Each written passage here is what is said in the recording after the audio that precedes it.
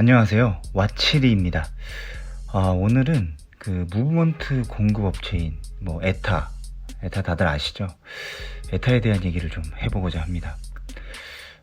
에타를 소유하고 있는 스와치는 과거에 스와치를 제외한 제3자에게 무브먼트를 제공하지 않는다고 선언했습니다. 정확하게 이야기하면 제공하지 않는다라기보다는 스와치 그룹 이외의 제3의 업체에게는 제공할지 말지에 대해서 결정을 할 수 있다라는 거죠. 한마디로 주고 싶은 놈은 주고 아니면 안 준다는 얘기입니다. 이게 바로 2002년인데요. 당시 2006년부터 중단한다고 선언하니까 바로 스위스의 콤코가 개입합니다. COMCO죠. 예, 콤코는 스위스의 이제 경쟁위원회로 우리나라의 공정거래위원회라고 보시면 돼요. 스와치 그룹의 에타가 무브먼트를 거의 독점으로 공급하다 보니까 콤코 입장에서는 시장의 혼란을 초래할 수 있다고 본 겁니다.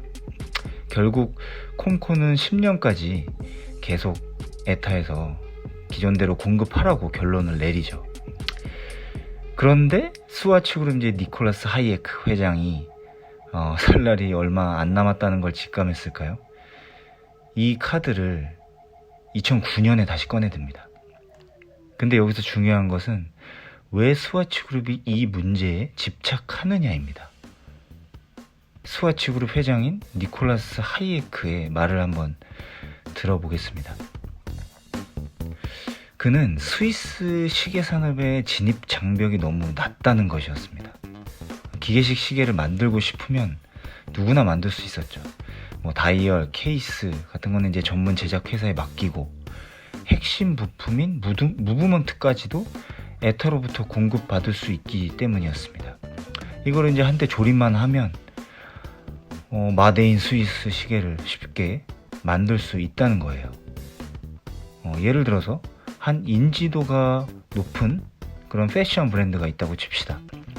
그런데 그들의 사업 영역과 관련 없는 이 기계식 시계를 만들고 싶으면 일정 수준 이상의 그런 이제 내구성과 정확도를 가진 무브먼트까지 장착한 기계식 시계를 언제든지 선보일 수 있다라는 얘기거든요. 패션으로서의 브랜드 인지도를 이용해서 시계 시장까지 잠식할 수도 있는 일이 되는 거죠. 게다가 자신들의 기술로 만든 시계라고 홍보하는 일도 얼마든지 벌어질 수가 있고요. 그래서 하이에크의 고민은 바로 여기서 출발했습니다.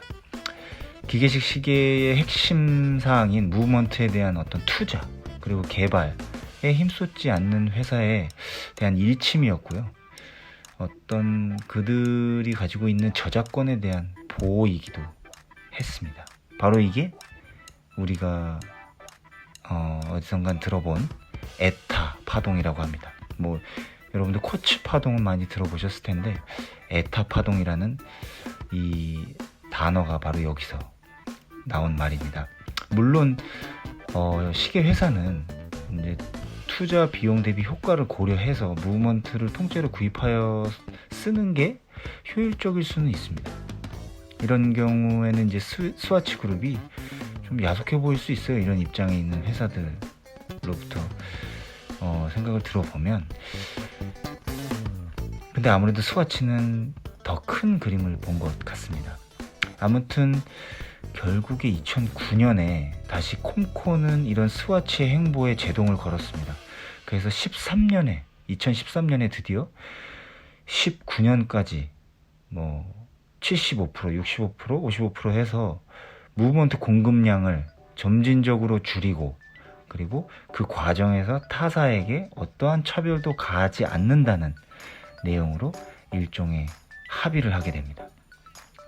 그 뒤에는 이제 니들이 하고 싶은 대로 하라는 거죠. 그 이후에 스위스 시계 산업에는 좀 변화가 생깁니다. 규모가 있는 회사들은 이제 R&D 투자를 통해서 자사 무브먼트 개발에 박차를 가했고요.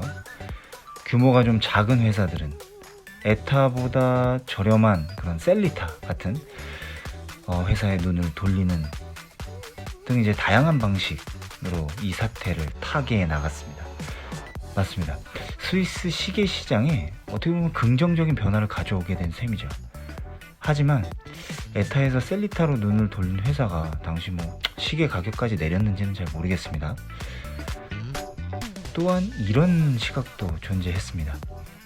독점적인 지위를 이용해서 경쟁사로 하여금 이렇게 이제 불필요한 투자를 좀 강행하게 했고, 또 에타가 나중에 단가를 낮춰서 경쟁에 뛰어들면 과연 셀리타는 버틸 수 있는가? 아무래도 이런 시각은 콤코가 그렇게 생각한 것 같아요. 에타가 바로 무서운 게 축적한 데이터거든요. 그리고 그 데이터에서 오는 정확도와 내구성입니다. 무브먼트에 평소 셀리타보다 6배가 넘는 생산량을 가지고 있고요. 그간의 역사에서 쌓인 어떤 그런 노하우는 에타에게 지금의 입지를 만들어 주었습니다. 그 수많은 테스터에서 쏟아지는 데이터가 바로 에타 무브먼트의 견고함을 만들었다고 해도 과언이 아니죠. 현재 시장의 75% 정도의 무브먼트가 에타의 포지션입니다. 에타가 진짜 작정하고 뛰어들면 롤렉스급의 무브먼트를 만들지 못할까요? 그거는 아니라고 저는 생각합니다. 아무튼 이런 상황에서 꾸준히 품질을 유지하면서 그런 찍어내는 제품들은 적당한 비용으로 정말 높은 정확도와 내구성을 가진 믿고 쓰는 가성비 최고의 범용 무브먼트가 되는 겁니다. 자, 그러나 스와치는 진정한 그 자유를 앞둔 작년 12월에 벼락같은 통보를 받게 됩니다. 콤코는 이 둘 간의 합의를 갑자기 1년 연장한다는 내용으로 통보를 해버리는데요. 게다가 제3자 회사의 공급까지 금지하게 됩니다. 미리 에타와 공급에 대한 계약서에 사인을 한 업체들은 무슨 죄가 되는 걸까요? 아무튼 콤코는 이로 인해서 언론 여러 군데로부터 무지하게 욕을 먹었습니다. 그동안 뭐 했냐, 6년 7년이라는 시간이 있었잖아요.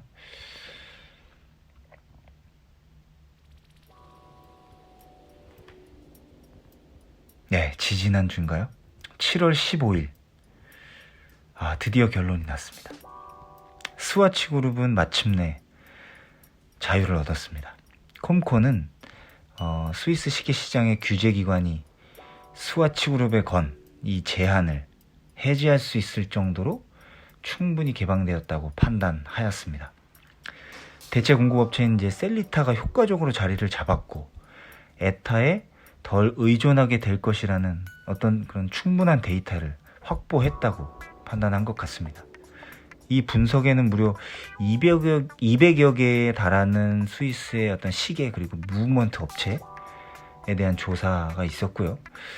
그 결과로 2만 페이지에 달하는 보고서가 말해주고 있습니다.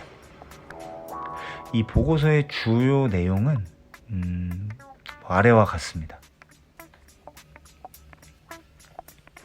네, 스위스 기계식 무브먼트에 대한 수요가 상당히 감소한 상태고, 근데 이제 이게 코로나 바이러스 때문도 있지만 15년, 16년에는 좀 감소한 측면이 있습니다. 중국 쪽의 영향이나 이런 것도 있었고요. 그래서 이제 에타 말고 경쟁 업체들에서 생산량을 많이 늘렸고요. 그러니까 이제 이거에 대한 대체 공급원이 개발됐다라고 판단하는 것 같고요. 네, 셀리타 같은 경우에도 자리를 잡았다라고 판단하는 것 같습니다. 그러나 이제 콤코는 아래와 같은 내용도 덧붙였습니다. 앞으로도 모니터링을 계속 할 거고, 조금이라도 위반의 소지가 있는 내용들이 있으면 언제든지 개입하겠다라는 내용인 것 같아요. 네, 앞으로 시장은 어떻게 변화할까요? 정말로 하이에크가 스위스 시계 업계에 마지막 선물을 주고 떠난 것일까요? 이에 대해서는 앞으로 스와치의 손에 달려있는 것 같습니다. 그러나 이제 스와치 그룹 안에서 에타가 차지하고 있는 매출의 비중을 고려한다면 애초에 하이에크가 이런 걸 가지고 장난을 치려고 한 것 같지는 않습니다. 개인적으로. 그렇게 보면 앞으로 어떤 드라마틱한 변화가 있을 리도 만무하고요. 긴 시간 시청해주셔서 감사합니다.